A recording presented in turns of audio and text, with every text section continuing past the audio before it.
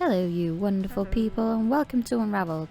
Today we're making something shocking, something absolutely electrifying, something so... oh, how very dare. I was trying to build tension, guys. No, okay. Pikachu went through a very lengthy design process. And this is what I eventually ended up with. All this proves at this point is that I can draw Pikachu, so let's crochet. Per tradition, I'm starting with a magic ring to create Pikachu's such a cute little head. Look at it there, look at this. We're starting with 6 double crochet into the magic ring, and the cat rudely interrupted at this point. He was just on his way to find a higher point so he could oversee my work.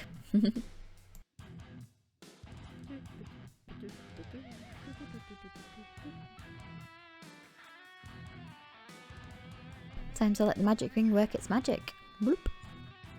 So the plan at this point is to make a sphere, so we have to start with a magic ring to make a circle, and then we can continue from there. But I realised right at the end that Pikachu's head is a long sphere. Oops. I got to this point by increasing 6 times on every round so that we have a sort of plate.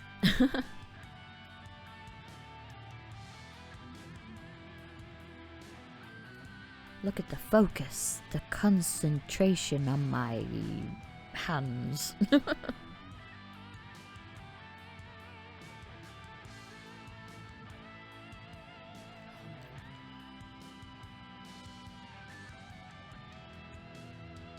I decided at this point I was going to make Pikachu's cheeks a bit bigger, so I was going to include some increase rows towards the end of the sphere just before I started decreasing again to make it a round thing.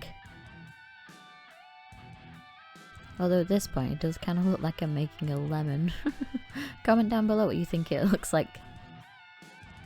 After we made the forbidden pancake, we double crochet evenly at that point, so we double crochet all of the stitches individually so we don't increase anymore, so it starts going round. And now we can start to decrease again to make it a lovely round head shape. Time for Pikachu's itty bitty legs. To make 2 legs, I crocheted 2 circles in the same way as I started with his head with a magic ring, and now I'm joining them together so that they will be in one piece and I don't have to do any bloody sewing. Well, any more than I have to. This was probably the fiddliest bit as well because the legs kept twisting around, and if I didn't straighten it out or notice, then they would just end up with one leg on backwards.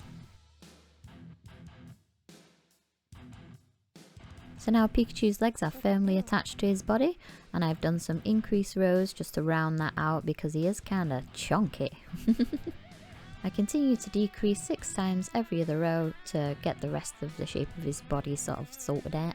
It ended up looking a bit not safe for work. Then I stuffed it, sewed on his head and made it worse.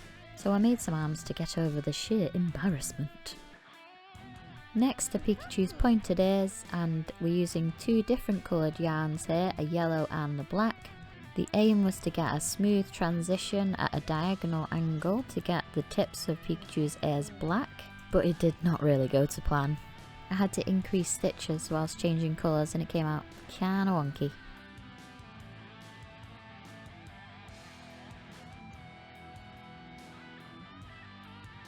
Pikachu's tail is kind of fun because it's crocheted flat and we sort of do a zigzag pattern.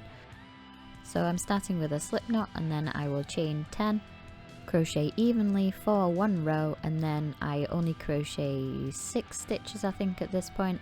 I know 4 stitches before going back over to create like a little hook, crook, something like that.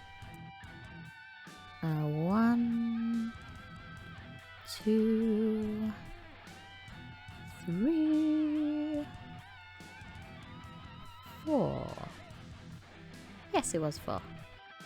So then I crochet back across those 4 to get the little hook shape, the little sort of L shape. The last stitch is always the most annoying when you're crocheting flat. And here's the finished tail because my camera stopped recording.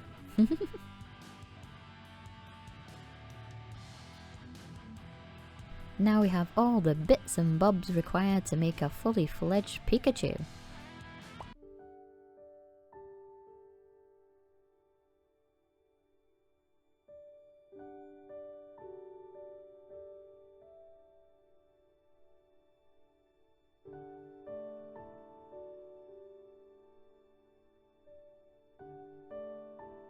That's all we've got time for today.